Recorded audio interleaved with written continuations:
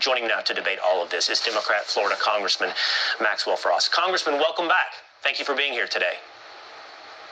Of course, thank you so much. And it's Democratic Congressman, Will, but it's good to be with you. Thank you.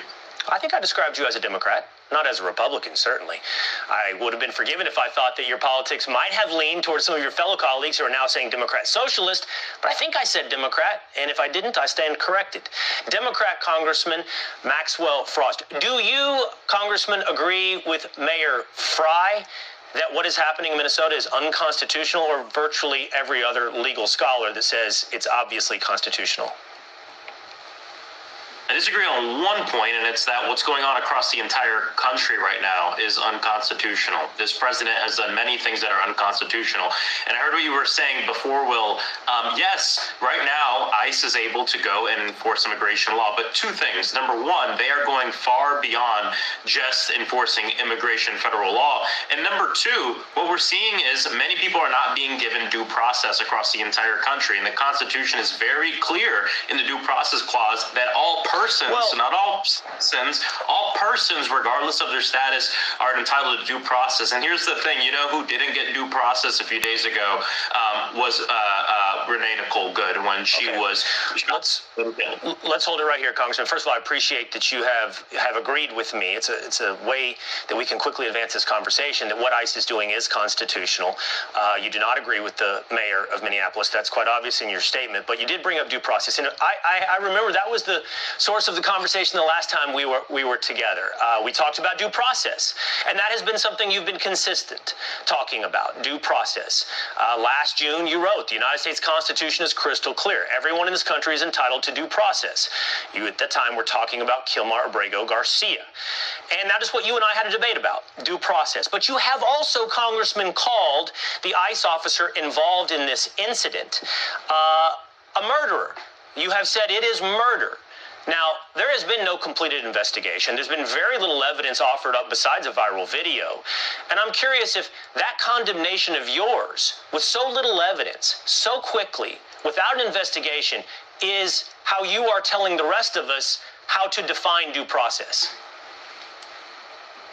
What I'm saying is the fact that I saw the video with my own eyes of that man looking the woman in the face and shooting her in the face as her car then sped away uncontrollably. Congressman, you used a very specific legal term. To use the term murder has a definition. Murder has a definition, and you use that. It's a criminal definition. That's the term I'm using. I'm not. What I am saying is, yes, that officer is entitled to due process. Yes, there should be a process. But two things. Number one, Renee Good was not given due process. That ICE agent was jury and executioner in that moment for that woman. But number two, and this is very, very important, within minutes, do you know who the first person to come out and label someone in this was? It was this administration. When Kristi Noem, when Stephen Miller came out and labeled Renee Good to say, but let's just suggest. And that is wait. We all understand your point that they called her a domestic terrorist, but you have meant tit for tat. You have simply done the exact same thing that you are condemning Noem for doing. You are calling an officer a murderer. It is not about tit for tat, because here's the thing. It is DHS themselves that are saying they're the ones that are going to do the investigation. They're the ones that are going to look into it and do due process and look and see if it's justified killing of Renee Good. Then you have the Secretary of the Department of Homeland Security, the person who's supposed to be on top of this investigation. With all due respect, I'm not going to allow you to filibuster. We have a limited amount of time together. The question is whether or not you believe in due process. You have gotten your point out that you believe it was wrong for the administration to define her as a domestic terrorist, but you're here today talking to me about due process, and I'm concerned about your fidelity or understanding of due process when you deem an innocent man innocent until proven guilty is part of the United States Constitution. When you deem an innocent man a murderer, and you were an elected official, let's focus on you. You are an elected official with very little evidence. All you have is a viral video, and you condemn the man, who, by the way, I think you are liable. I think I would be careful if I were you, Congressman, for defamation. You, Steve Kerr, Doc Rivers, anyone else, I think you should be careful because you have crossed over the line of defamation. But for our purposes here today, I am not going to be careful in terms of calling out you have no fidelity to due process. Oh, yes, I do.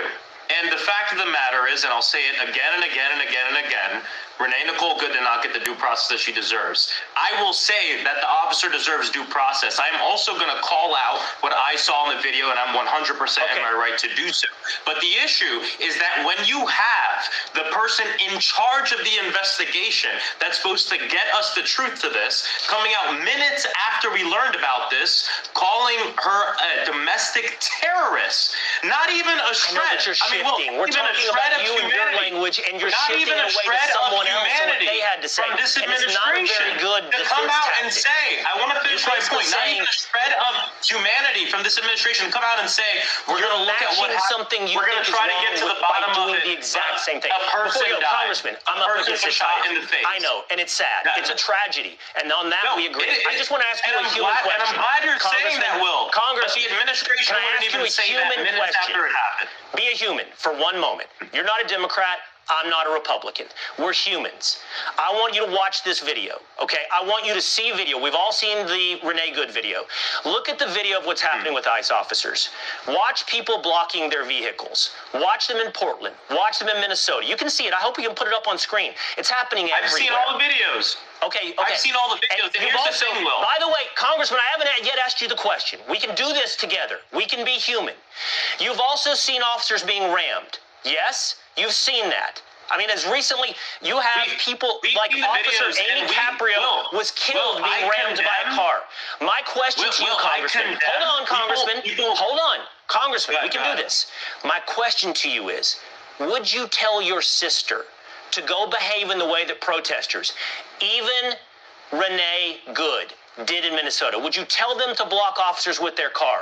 Would you tell them to drive towards officers? Would you tell them in good conscience, you'll be safe, go act like this, this is smart, this is wise? Would you tell that to your sister? I am against any kind of violence on officers and on anyone. Number one, I can say that very easily. Number two, what I can also say very easily is this administration is putting ICE in very specific cities, in a lot of mainly Democratic cities, and they are inviting this chaos. That is why, and you can see all the videos, they don't go out there alone. They go out there with a film crew, in many cases, to get all this on film, to post these propaganda videos on. Hold on, let me finish. You love body cam. But it's not about body cameras, Will. It's because they are filming it to put online to make a show of the chaos they're creating in these cities. And that's important to keep in mind. The third thing I'll say real quick is I've seen the footage that you put on here of some of these protests. I've also seen the footage of people harming Capitol Police officers on January 6th, and Donald Trump coming in and immediately pardoning those people. So that's why when we talk about credibility on this issue, this person, this administration has none. And they are the people that are supposed to be doing this investigation when they came up with the what happens at the half hour of my show is I have a break that I have no control over. It's at the beginning, at the middle, and the end of my show. So our debate's going to end. We should have another debate because we should talk about Ashley Babbitt. We should talk about why ICE is flooding into Democrat cities that are sanctuary cities, because they're going after the most violent who are let go in sanctuary cities. But today, because of the time that we spent together, I'm just going to say thank you for giving me this time. I hope to continue our debate. Thanks for having me.